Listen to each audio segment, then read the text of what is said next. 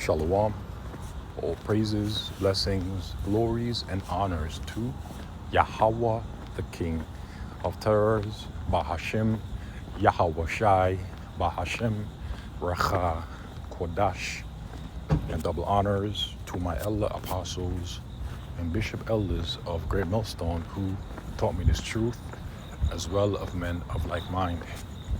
Shalom wa chasad, which means peace and mercy to the elect of the nation of Israel, whom you so-called Negroes, Latinos, Native American Indians, and Israelite foreigners of the sealing of our forefathers, Abraham, Isaac, and Jacob, whom are scattered here in America, which is Babylon the Great, and abroad.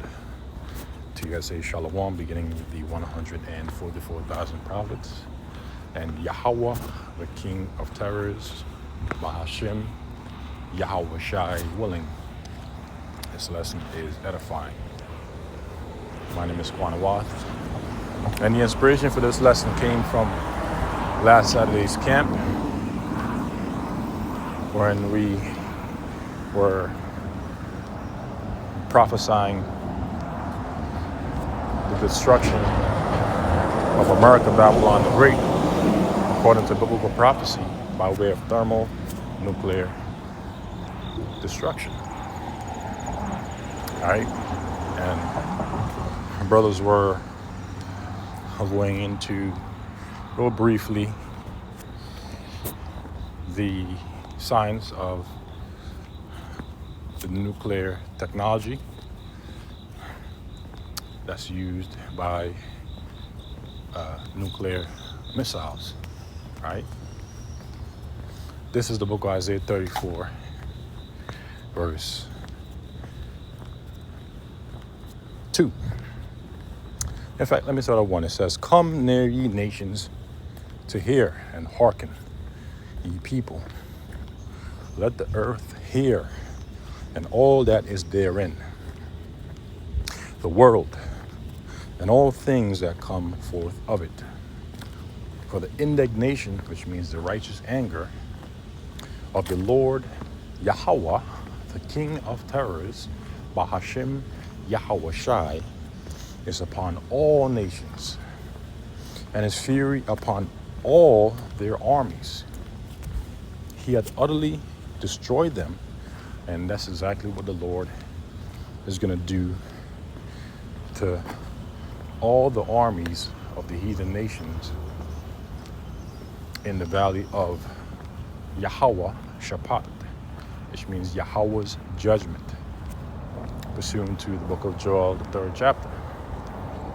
For that is where the Lord will gather the heathen nations round about to execute judgment upon, right?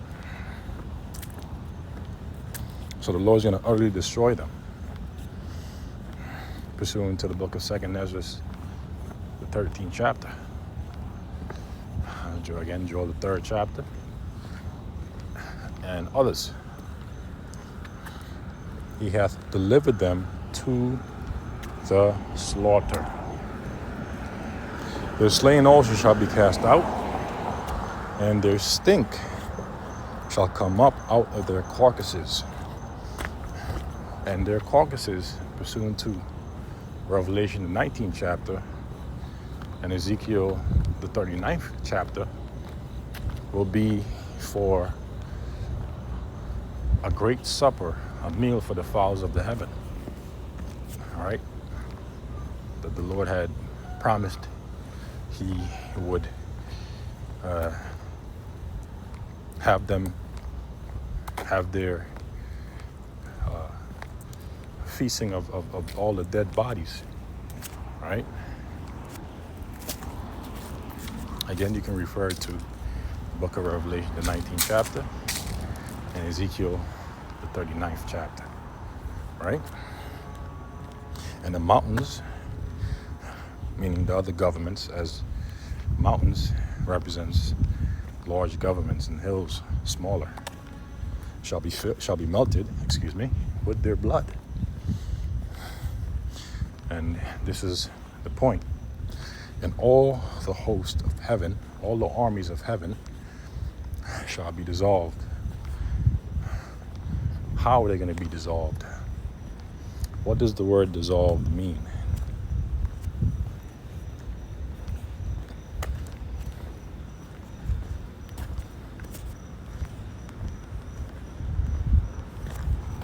The word dissolved, from the word dissolve, from the Merriams, means to cause to disperse or disappear, destroy, to separate into component parts, disintegrate, to bring to an end, terminate. The Thesaurus says to cease to be visible, dematerialize.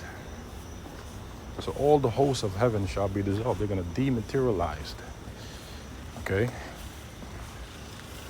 To disappear, evaporate, fade, vanish. And the word dissolved in the Hebrew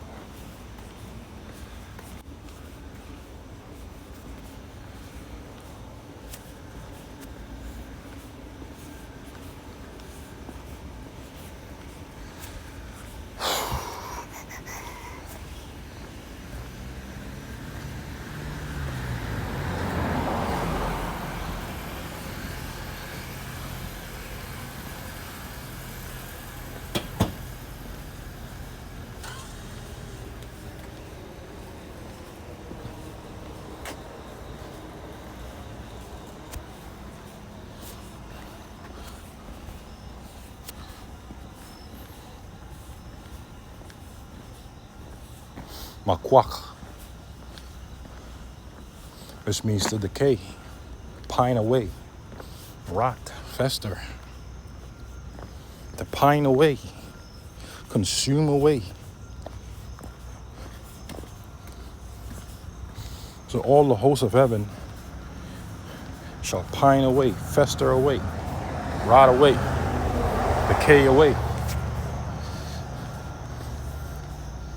dematerialize, disappear, fade, disintegrate. By way of what? By way of the thermonuclear fire that will be issuing out of the thermonuclear missiles, which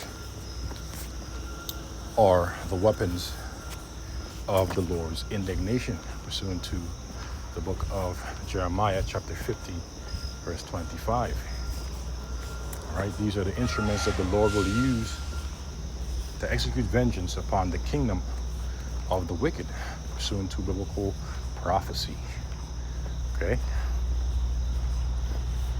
And the wicked, according to the book of Malachi, chapter 1, verse 4, is Esau, Edom, so-called Caucasian race, beginning with their wealthy elite banking families, including the Rothschilds, the Rockefellers, Getty DuPonts, so on and so forth. They are the wicked, according to the Bible, the scriptures, right? So reading on back in Isaiah 34, verse 4, and all the hosts of heaven shall be dissolved, and the heavens shall be rolled together as a scroll. And this is a vision that, or for the prophet Isaiah saw. He saw the heaven being rolled together as a scroll. Now, what does that mean? And what does that look like? When we examine the detonation of a nuclear warhead, the heat that is generated rises to the atmosphere. And as the heat rises to the atmosphere, the cold air in the atmosphere pushes down onto the hot heat, resulting in a cone-like or a scroll-like shape being developed in the atmosphere. Scientifically, this is known as the Rayleigh-Taylor instability, right? Which the Rayleigh-Taylor instability is the instability between, or the instability of an interface between two fluids of different density. The density meaning weight, right? And I don't usually go too much into the science of it. I prefer to keep things easy, simple. Scripture speaks about using words easy to be understood. But just for edification's sake, every once in a while I'll go into the science of it, right? As the spirit permits.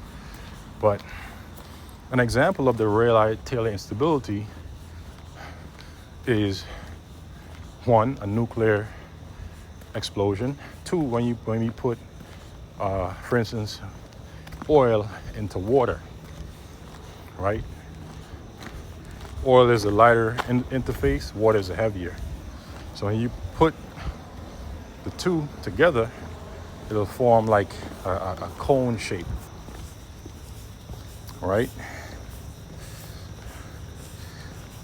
And you can look it up, verify it for yourself. And again, nuclear explosion is a great example of that. And that's why the heavens roll together as a scroll when a nuclear missile detonates, right? It says, and all the hosts shall fall down. All the armies shall fall down as the leaf falleth off from the vine, and as a fallen fig from the fig tree. Because that's what the nuclear explosion,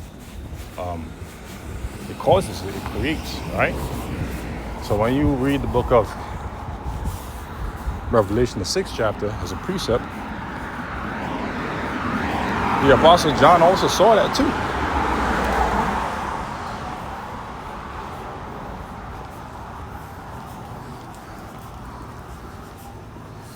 In fact, let me do this. But to realize Taylor stability regarding nuclear explosion in the atmosphere. And this sort of a nuclear explosion is known as an airburst, which creates a spear in the atmosphere at a point known as ground zero, or the hypocenter, right? Which is different to a ground burst, which creates half of a circle or half of a spear. An example of that is when they detonated the first atomic bomb in New Mexico, right? That was known as that was considered a ground burst, right? But let's ask ChatGPT, what is the Rayleigh-Taylor instability regarding a nuclear explosion in the atmosphere? Summarize this and keep it simple and to understand.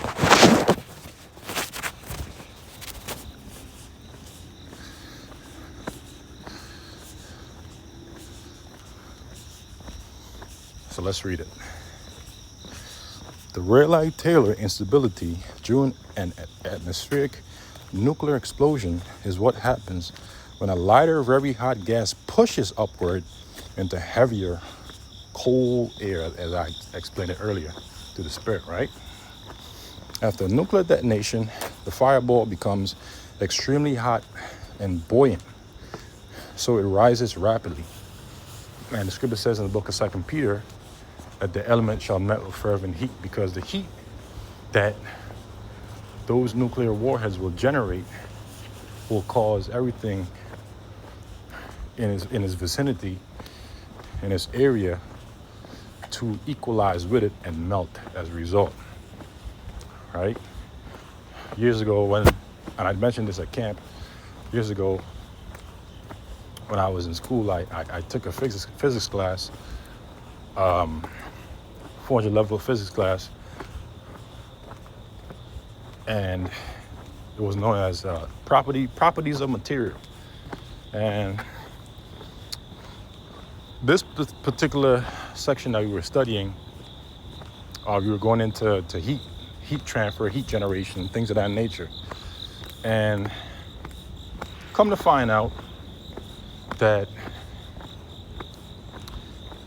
nuclear fusion generates about 100 million degrees Kelvin, which is the same in degrees Celsius.